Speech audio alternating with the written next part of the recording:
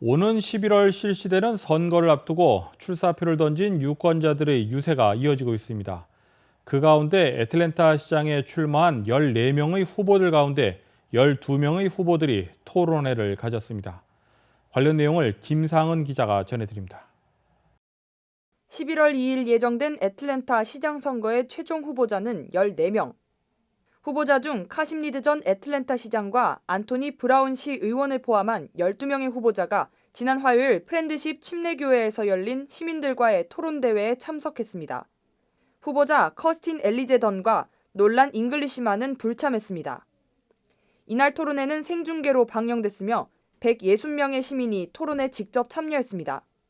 토론의 주요 논점은 계속해서 증가하는 애틀랜타 주택 가격 상승과 애틀랜타에서 급증하고 있는 범죄 해결책이 거론됐습니다. 그러면서 경찰의 책무성과 자금 지원, 비판적 인종이론, 남부동맹 기념물 등에 대한 토론도 이어졌습니다. 12명의 후보자 모두 시장실을 이용한 주택 지원과 노숙자 문제 해결을 제공하겠다고 나섰습니다. 안토니 브라운 시의원은 개발자들을 이용해 시민들을 위한 지원 프로그램을 제공하겠다고 말한 반면 디킨스는 개발업자들보다는 주민들이 직접 지원 프로그램에 참여할 수 있도록 방안을 찾겠다고 전했습니다. 그러면서 다운타운 남쪽 지역을 재개발하겠다는 약속도 했습니다. 이날 토론회는 애틀랜타 시장 후보자 등록 후 가장 큰 대화의 장이었습니다. 이번 토론대회에 참가하지 않은 두 의원은 이후 기자회견을 열 예정입니다. KTN 뉴스 김상은입니다. 델타 변이 확산세가 증가하면서 코로나19 백신 접종률도 높아지고 있습니다. 그렇다고 해서 모두 백신 접종을 맞는 것은 아닙니다. 델타 항공사가 백신 접종을 하지 않은 직원들을 대상으로 추가 건강보험료를 부담하게 할 방침입니다. 보도에 박지남 기자입니다. 델타 항공 에드 바스티안 CEO는 11월부터 회사 건강보험에 등록했으나 코로나19 백신을 접종하지 않은 직원에게는 월 $200의 건강보험료를 추가 부담하게 될 것이라고 밝혔습니다. 그는 코로나에 감염돼 입원한 델타 직원 전부가 백신 접종을 받지 않았다고 지적하면서 코로나19 환자 한 명당 $40,000의 비용이 들기 때문에 회사의 재정적 위기를 해결하기 위해 필요한 조치라고 덧붙였습니다. 백신을 완전히 접종받은 직원에게는 급여가 정상적으로 지급될 것이라고도 밝혔습니다. 델타 항공에는 74,000여 명의 직원들이 근무하고 있으며 이 중 75%가 백신 접종을 마친 상태입니다. 그러나 바스티안 CEO는 전염력이 강한 델타 변종 때문에 이제는 가능한 한 100%에 가깝게 접종받아야 한다고 강조했습니다. 직원들에게 일종의 백신 의무 접종을 강제한 것입니다. 그는 또한 백신 미접종 직원은 코로나19가 안정될 때까지 실내 마스크를 반드시 착용해야 하며 9월 12일부터는 매주 코로나19 음성 확인증을 제출하도록 할 방침이라고 밝혔습니다. 지난 23일 FDA가 화이자 승인을 정식 승인함에 따라 이러한 백신 의무 접종 추세는 기관과 기업체로 더욱 확산할 것으로 예상됩니다. KTN 뉴스 박진남입니다. 코로나19 기원 조사를 위해 중국으로 파견된 세계보건기구 WHO 기원조사팀이 철수할 예정입니다. 중국 관리당국의 협조가 원활하지 못했던 것이 가장 큰 철수 원인으로 보입니다. 보도에 김상은 기자입니다. 세계보건기구 WHO가 코로나19 기원조사를 위해 중국으로 파견된 조사팀 철수를 결정했다고 발표했습니다. 조사단은 바이러스가 처음 공식 보고된 중국 후베이 우한에서 기원조사를 한 뒤 올해 3월 보고서를 발간했습니다. 그러면서 중국 안팎에서 조사에 필요한 생물학적 가능성에 대한 기회의 창이 빠르게 닫히고 있다며 조사에 어려움이 있다고 보고했습니다. 중국이 코로나19 대응으로 야생동물 농장을 대다수 닫고 동물 살처분을 하면서 바이러스 기원 추적에 필요한 증거를 찾기 어려워지고 있습니다.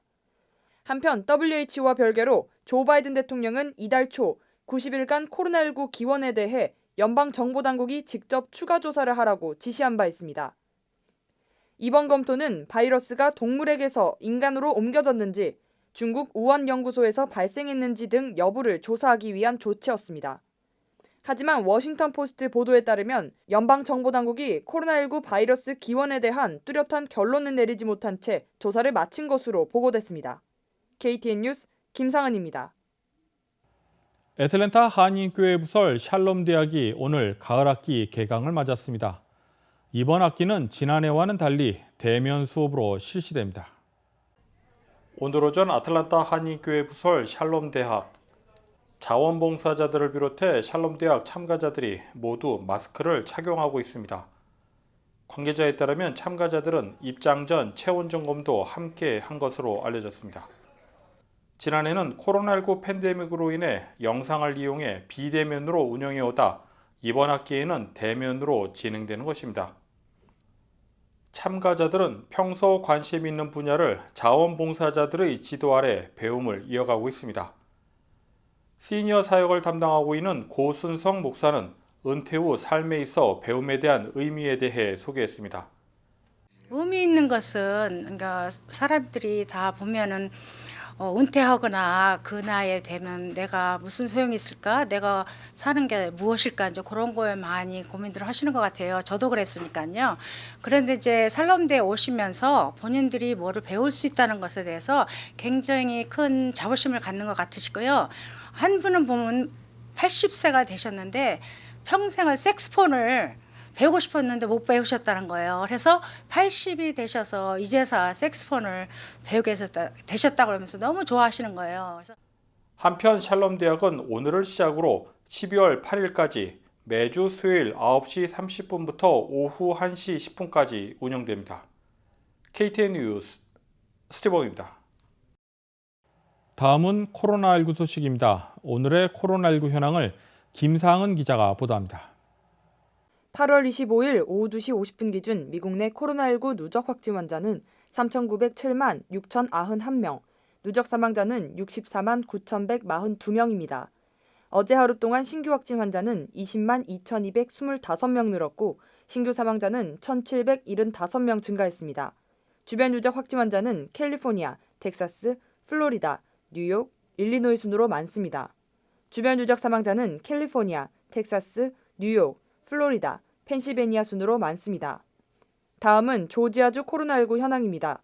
오후 2시 50분 집계에 따르면 조지아주의 누적 확진 환자는 104만 8,892명, 누적 사망자는 19,364명으로 집계됐습니다. 신규 확진 환자는 7,380명 증가했고 신규 사망자는 89명 늘었습니다. 다음은 카운티별 집계입니다. 귀네 카운티 누적 확진 환자 95,788명, 누적 사망자는 1,407명입니다. 화요일 대비 신규 확진 환자는 484명 늘었고 신규 사망자는 3명 늘었습니다. 귀네 카운티 누적 확진 환자 95,380명, 누적 사망자는 1,162명입니다.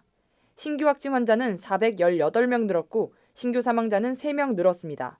이상 오늘의 코로나19 현황이었습니다.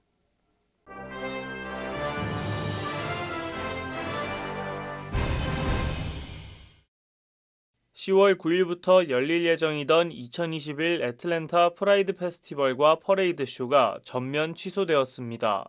애틀랜타에서 LGBTQ 연례 행사가 취소된 건 이번이 두 번째입니다. 애틀랜타 프라이드 위원회는 성명을 통해 코로나19 재확산으로 인해 50만 명 이상이 참가할 본 축제를 허가받을 수 없었다며 취소 이유에 대해 설명했습니다.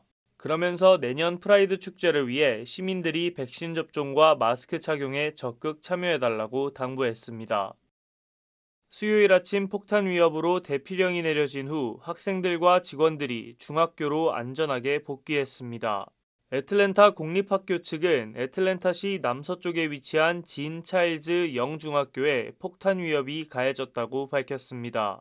해당 교육청은 학생들이 건물에서 대피해 인근 장소로 이동했으며 애틀랜타 경찰국과 풀턴 카운티 셰리프국이 협력해 캠퍼스를 수색했고 오후 1시경에 학교가 정리되면서 학생들이 건물로 복귀했다고 말했습니다.